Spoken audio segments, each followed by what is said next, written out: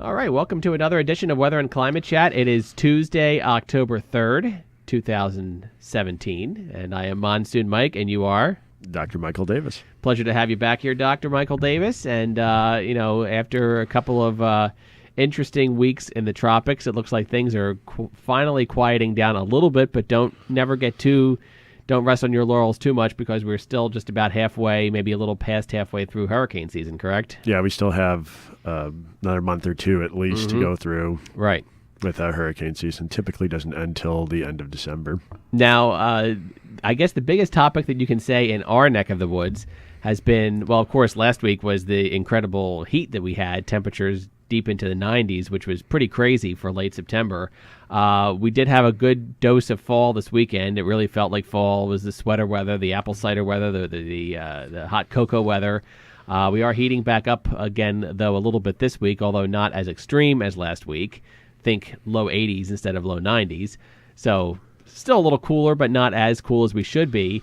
And I guess the other big story is dry. I mean, I put up I was joking with my wife. I put up a new rain gauge about 4 weeks ago, and she made a joke that, all summer long, that I didn't have a properly working rain gauge. It did nothing but rain. And now that Monsoon Mike puts up a new rain gauge, it never rains. So I guess you can blame me. Yeah. See what happens when you put a new rain gauge up. Yeah. So what's going on? Why is it so darn dry? We've just been in a very stagnant pattern in terms of the atmosphere where we've had the jet stream pretty much well to our north for most of the past 2-3 weeks or so. So most of the moisture and steering mechanisms have been diverting most of the energy further toward the north. Now, we also have been having a pretty strong high-pressure system sitting over the East Coast, which you typically get under ridges of the atmospheric jet stream.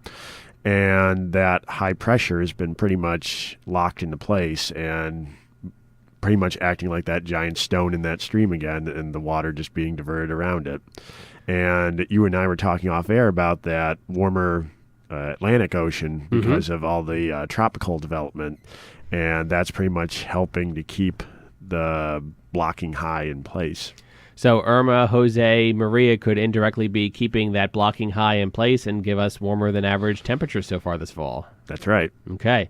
And it has been very warm. I like I said, last week we we came close to breaking records. I'm not sure if any records were actually broken. This week we're going to be also, we're above normal now, but not as above normal as last week.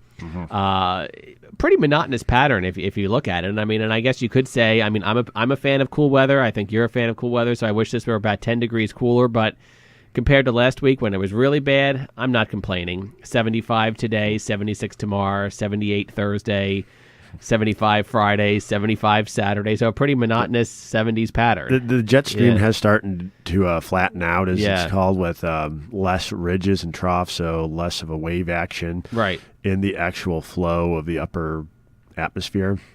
And that pretty much ties in with a more monotonous pattern that you're going to get in the eastern U.S., where you're having this zonal pattern, as it's called, getting set up. Right, and the nights are still nice and crisp. Still to even, I made it to the 30s at my house the past couple of nights. Last night was in the 40s. Tonight looks to be in the 40s, and then it looks like we warm up a little bit, 50s. And maybe even lows in the 60s this weekend, but that's going to be because some more clouds are around. But generally a pretty, what's that called when it's a wide range of temperature from night and today? Diurnal temperature. Diurnal temperature. Yeah. So my meteorology students would know that because we just covered that last week. I know. I was kind of right. I just didn't have the exact term. But yeah, so nights in the 40s, 50s, days in the 70s, 80s. So it's kind of almost like desert weather, I guess you could say. Yeah. It's to be expected. And if you start getting more of this locked-in pattern, it becomes pretty tedious after a while. Now, it looks like we try to finally break down that pattern a little bit and try to get a little bit of much-needed rain. And I say much-needed because I think we're not at drought level because we had a lot of rain over the summer, and that helped our water tables, but we're still in need of rain. And it looks like we try to get some showers Thursday, maybe Friday, maybe over the weekend as a weak front tries to back into our area and drop a few showers, but nothing that looks overly organized, Dr. Davis. No, not particularly. When we're going to have the front pass through Thursday, and it looks pretty much a weak, if not washed out at that point. Right. But then when it gets off the coast, it's going to run into that high pressure system that's been sitting on top of us for most of the past week and a half, and get pushed back toward the west. And that's what we in the meteorology community refer to as a backdoor cold front. Right. Because more often than not, you have frontal systems come through from the west because of the prevailing winds in the mid-latitudes in the northern hemisphere. But because of a strengthening high pressure downstream of the winds, of the prevailing winds, you can have a front go from the east to the west, and that's where you have these backdoor fronts. Think of the front coming in your back door rather than your front door. There you go. Okay, I like that. Some models yesterday were implying maybe some tropical moisture from the south trying to give us a more steadier rain around Columbus Day, but that's not even looking that likely at this point. But of course, there's lots of model run-to-run variability, so we'll keep an eye on that. Somebody asked me, when does this warm pattern finally try to break down again more permanently, like it did this past weekend for a few days? And again, this is well farther out than we like to go, but it looks like sometime maybe this time next week we might be looking at a more serious cold front that comes through and puts us back into a little more normal fall-like weather. Yes, you and I last week, if I'm not mistaken, were looking at the model progs, and they were mentioning passage of a cold front by the 11th time frame. And that looks still accurate. And it's still pretty much in the actual models themselves for this week. Right. So that feature is certainly persisting in our models. Maybe a little delayed compared to last week. Now it looks like maybe a little more like the 12th and by the time it actually works through here. But yeah, still generally in that neck of the woods. But I mean, if you go far enough ahead, and again, this is pretty low reliability at this point. It almost looks like we try to either flatten out or at least flatten out again at that point. So we're not looking at a long-term cold snap. If it does happen, it looks like it's back a little bit normal or even a little above normal again. So it looks like the generally warmer than average October will continue, at least for the foreseeable future. We'll see what that does to the fall colors, too. Yeah, I don't know how that'll work. I mean, I'm looking at 6 to 10 day temperature outlook from the Climate Prediction Center, well above average.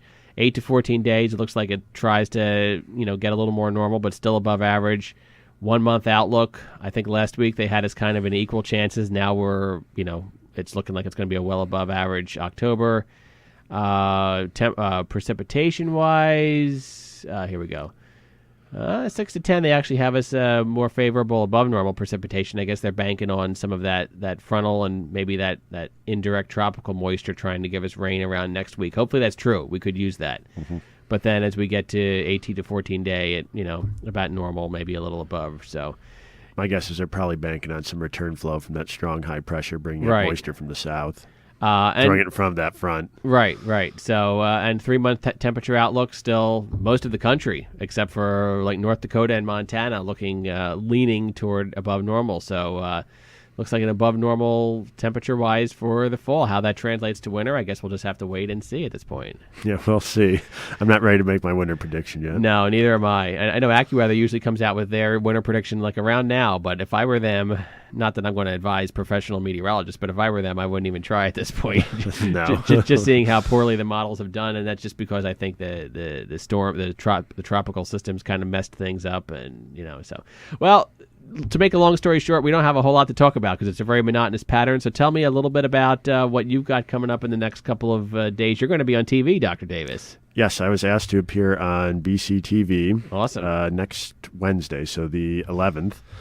At 9 p.m. Okay. And I'll be the special scientific expert on Take a Deep Breath. Okay. With Karen Fairden. Okay. She's the founder of the anti-fracking group Burke's Gas Truth. I'm familiar with her. Okay. And Chuck Gallagher. Okay. Former editor of the Reading Eagle. Mm-hmm. And they'll be talking about how these extreme events have happened so far in weather are potentially linked to climate change and what sort of impacts can we be expecting in the future. Okay, and when is that going to be again? Wednesday, October 11th at 9 p.m. So that's a week from Wednesday, October 11th at 9 p.m. on BCTV. So good. Well, we'll look forward to Dr. Davis on BCTV. Congratulations with that. Yeah, I do not do much TV. Okay, so this is a first. Is this a first for you? Or? Oh no, I've been on TV before. But you just don't do much TV. I don't do much TV. So like the old joke in radio goes, you and I have faces for radio, not necessarily TV. Right? Exactly. Okay. Yes. So, but I'm sure you'll do fine. Yes. And I'll look forward to. I don't get BCTV, unfortunately, where I live. I live in Schuylkill County, and BCTV means Berks County, of course. But I'll try to have my mom, who lives in Berks County, DVR that for me, or I don't know if they'll rerun it or make it available on YouTube or something. But or if I can have access to a link, I will definitely send it to our website. But at the very least, I'll tell Mom to DVR it for me, so when I go to visit her, I can watch it back. So how long is the show? Half hour, hour? 9 to 10. So it's an hour. So it's an hour long. Is it going to be live? You're going to be. It is live. Wow. It is a call-in show. Wow. Cool. All right. That's pretty neat. All right. Well, good luck with that, Dr. Davis. I'll probably talk to you before then, so we'll remind you again. But I'm sure you got your makeup people and your getting you all ready for that. They'll need plenty of makeup. All right. All right, Dr. Davis, thank you so much for joining us again this week, and we'll talk to you again next week. Sounds good. Okay.